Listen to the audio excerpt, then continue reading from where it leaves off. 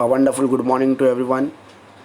I, Aswat Saudagar, is here going to teach you now rights and duties of partner. तो guys आज का हमारा जो topic है that is the rights and duties of partner. Partnership के under में हम लोग राइट्स एंड ड्यूटीज़ देख रहे हैं. क्या देखेंगे हम लोग देखेंगे कि being a partner what rights you have against the firm, against the partner, and what duties you have against the firm, against the partner. We also see the rights and duties of the firm and partner against third party. So guys, let us start now.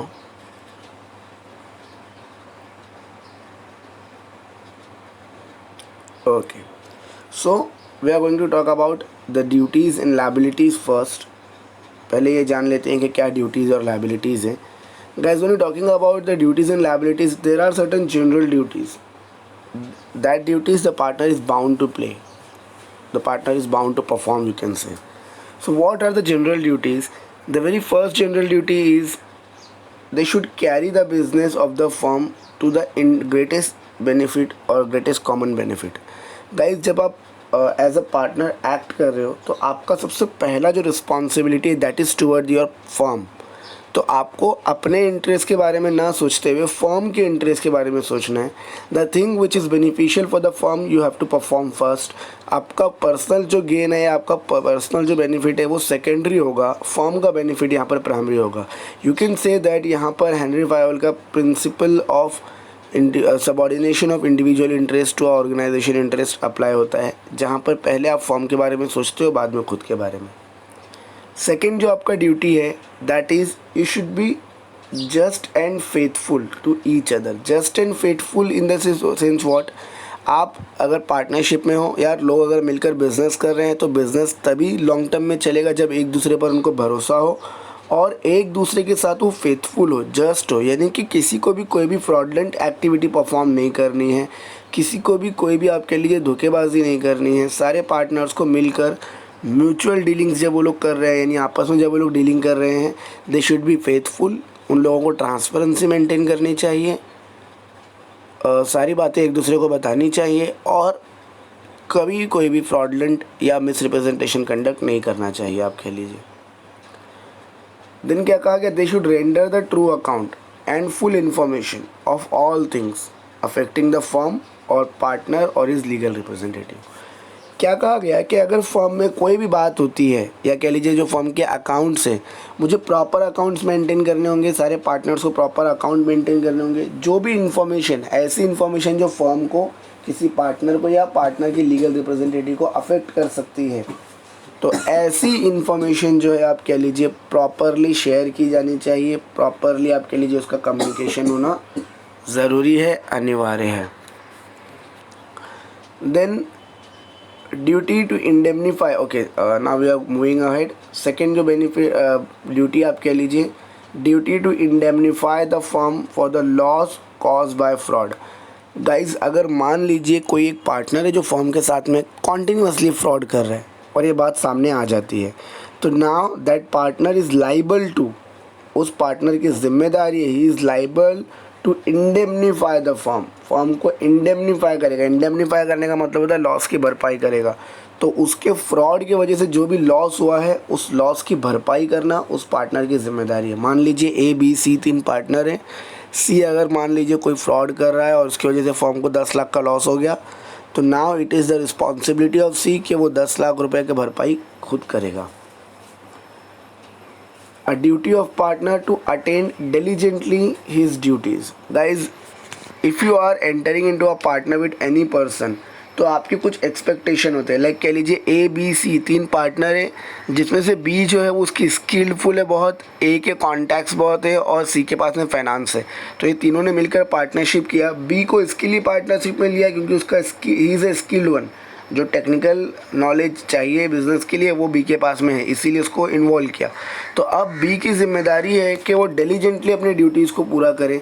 यानी जो भी responsibility उसको दी गई है वो अपने skill को, अपने नॉलेज को यूज़ करे और अल्टीमेटली जो भी ड्यूटीज़ है फर्म की उसको पूरा करे, फर्म्स की ड्यूटीज़ को पूरा करे. तो being a partner you should be careful, you should be conscious and you should be diligent.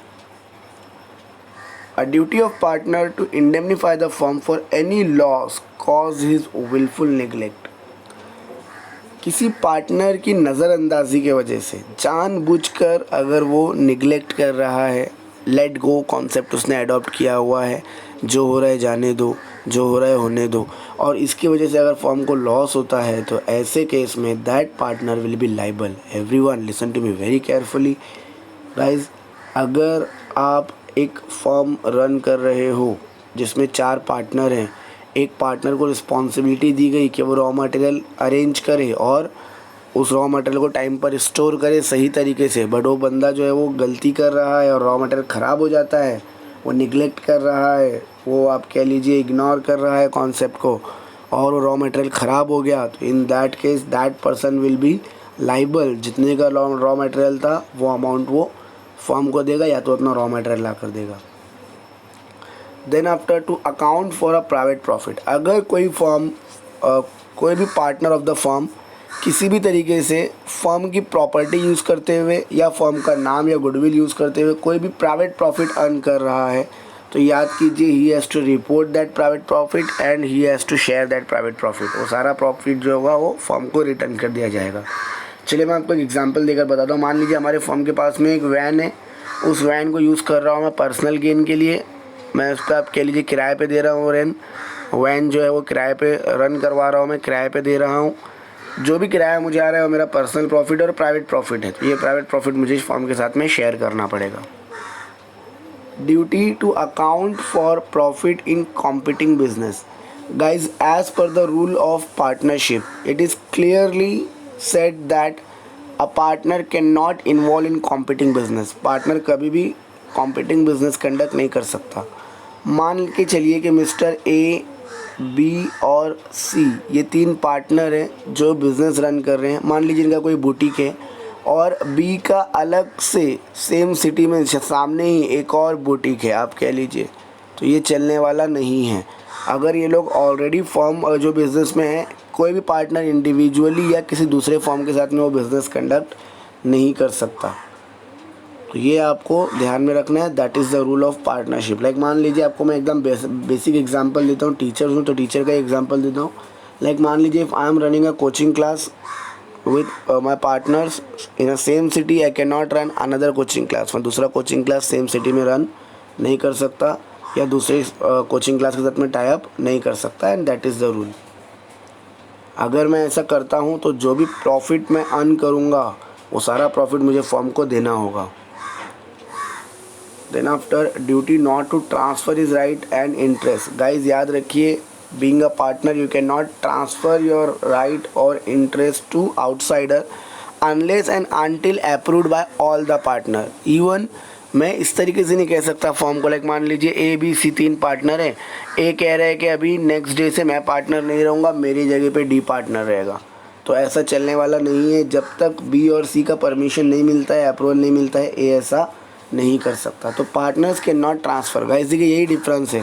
अगर आप शेयर्स की बात करो, you can easily transfer your shares, आप अपने शेयर्स किसी को भी ट्रांसफ़र कर सकते हो, but being a partner you can not transfer your interest, you can not transfer your right, and that is the rule. So basically guys ये जितना भी हमने देखा, this is all about the duties of partners. Now let us talk about some rights of the partner. क्या क्या rights है वो देखेंगे हम लोग। Being a partner, the very first right that you have is you can take a part in the business. Guys, any partner can be active partner. He can take a part in the daily business. जो भी day to day activity हो रही है उसमें आप कभी भी participate कर सकते हो, किसी भी रोल में पार्टिसिपेट कर सकते हो। You have a right for that. No one can stop you, no one can restrict you to participate. Your participation is up to you. If you want to participate you can participate. Right to access the books of firm. Guys books of firm in the sense account of firms. तो partner कभी भी चाहे तो वो firm का जो books of accounts है उसको वेरीफाई कर सकता है, उसको एक्सेस कर सकता है। Even if you he want he can examine या कॉपी भी ले सकता है उस अकाउंट का। तो वो अकाउंट को पूरी तरह से वेरीफाई कर सकता है, चेक कर सकता है, कहीं कोई गड़बड़ है तो वो आइडेंटिफाई करने का भी उसको अधिकार है और उसके लिए एक्शन लेने का भी उसको राइट से ध्यान में रखिए। राइट टू शेयर प्रॉफिट के अंडर में कहा गया every partner has a right to share the profit in the agreed proportion और equally if no agreement to that effect is here. क्या कहा गया, नॉर्मली जब आप शेयरिंग ऑफ प्रॉफिट की बात करते हो, पार्टनरशिप का फंडा ही ये है। अगर आप डेफिनेशन पार्टनरशिप की देखोगे तो उसमें कहा गया है when 2 or more person agree to share the profit of a business carried by one or all. तो partnership is a game of sharing the profit. यहाँ पर प्रॉफिट तो शेयर होगा ही। अब प्रॉफिट शेयर कैसे होगा, नॉर्मली एग्रीमेंट में ratio बताया जाता है दोस्तों। तो एग्रीमेंट में आप देखोगे रेशो मेंशन किया जाता है, तो जो भी रेशो मेंशन होगा उसके अकॉर्डिंगली प्रॉफिट शेयर होगा, या फिर आप कह लीजिए कैपिटल कंट्रीब्यूशन के अकॉर्डिंगली प्रॉफिट शेयर हो सकता है। आपने कितना कैपिटल कंट्रीब्यूट किया उसके अकॉर्डिंगली, या फिर आपका रोल क्या है उसके अकॉर्डिंगली प्रॉफिट शेयर हो सकता है एग्रीमेंट के अनुसार। अगर कोई रेशो नहीं दिया हुआ है तो आपका प्रॉफिट जो है वो इक्वली शेयर होगा। ये बात आपको ध्यान में रखना है, इक्वल प्रॉफिट शेयर करने का आपको राइट है। आगे बढ़ते हैं, बात करते हैं right to interest on capital.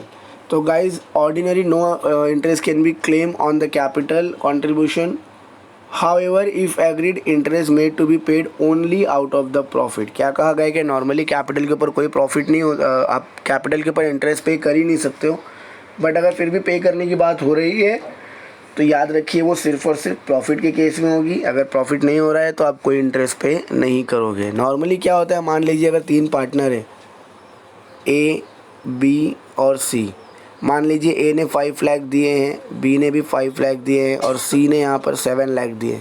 तो सी बोलता है कि जो एक्स्ट्रा 2 लाख मैं दे रहा हूँ फर्म को ज़रूरत है इसके लिए, बट जो 2 लाख एक्स्ट्रा है वो मुझे बाद में रिपे किया जाएगा और उसके ऊपर इंटरेस्ट पे करना होगा। तो if they both are ready then this can be do, but याद रखिए इंटरेस्ट जो है वो सिर्फ प्रॉफिट में से पे होगा, अदरवाइज़ अगर लॉस हो रहा है तो इंटरेस्ट पे नहीं होगा। And this interest can not be accumulated, याद रखिए वो जमा नहीं होगा। जिस साल प्रॉफिट हुआ उस साल दे दोगे आप, जिस साल नहीं हुआ उस साल नहीं दोगे। Right to be consulted, right to be consulted in the sense what guys, if you are in a partnership, partnership में आप सब इक्वल पोजीशन पर होते हो, तो जब भी कोई मेजर डिसीजन लिया जा रहा है उसके लिए सारे पार्टनर्स का मंजूरी लेना ज़रूरी है। जो भी डिसीजन लिया जाएगा वो मेजॉरिटी रूल के बेस पर लिया जाएगा। मेजॉरिटी जिस चीज़ के लिए रेडी है उस चीज़ के लिए आप कह लीजिए डिसीजन जो है वो लिया जाएगा। लेकिन कुछ केसेस ऐसे जो क्रूशियल मैटर्स लाइक कह लीजिए introduction of new partner, consent of all partner, तो अगर आप नए पार्टनर को ले रहे हो या फर्म को डिसॉल्व कर रहे हो, इंपॉर्टेंट मुद्दे होते हैं, इसमें सारे पार्टनर का कंसेंट ज़रूरी है। अदरवाइज नॉर्मली जो ऑर्डिनरी डिसीजन है उसके लिए रूल ऑफ मेजॉरिटी यूज़ होता है। Then after right to be consulted at a time of admission of new partner. जैसे कि मैंने कहा being a partner you have a right, जब भी कोई नए पार्टनर को एंटर किया जाएगा आपसे पूछा जाएगा, आपके बगैर सहमति के किसी नए पार्टनर को एंटर नहीं किया जा सकता।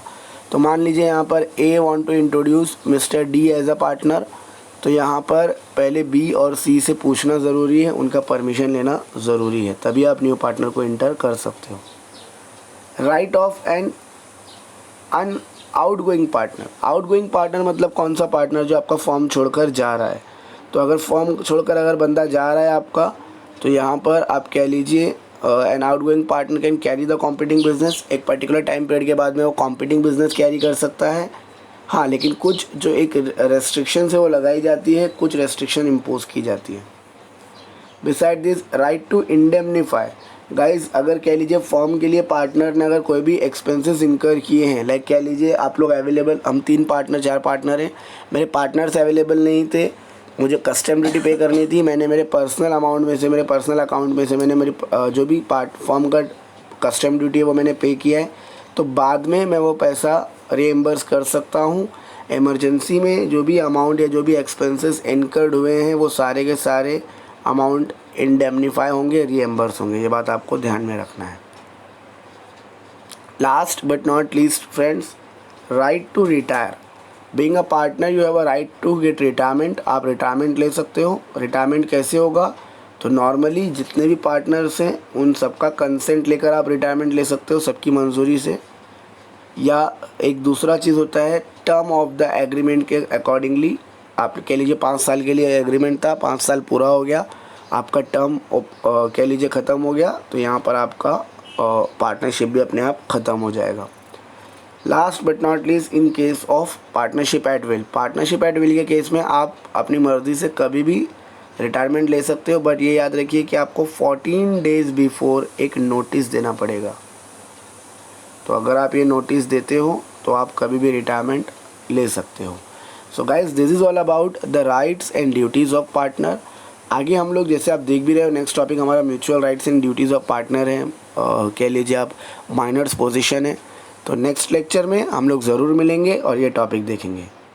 अगर आपको कोई भी डाउट है आप कमेंट कर सकते हो, व्हाट्सएप कर सकते हो, मेल कर सकते हो। फर्स्ट स्लाइड में आपको सारा इन्फॉर्मेशन अवेलेबल है। तो अगर कोई भी डाउट है तो कांटेक्ट कीजिए, और अगर और किसी टॉपिक पे लॉ के अगर आपको लेक्चर चाहिए तो आप मुझे बता सकते हो, कमेंट कर सकते हो। डेफिनेटली उस टॉपिक पे मैं लेक्चर ज़रूर सेंड करूँगा। Thank you, have a great day.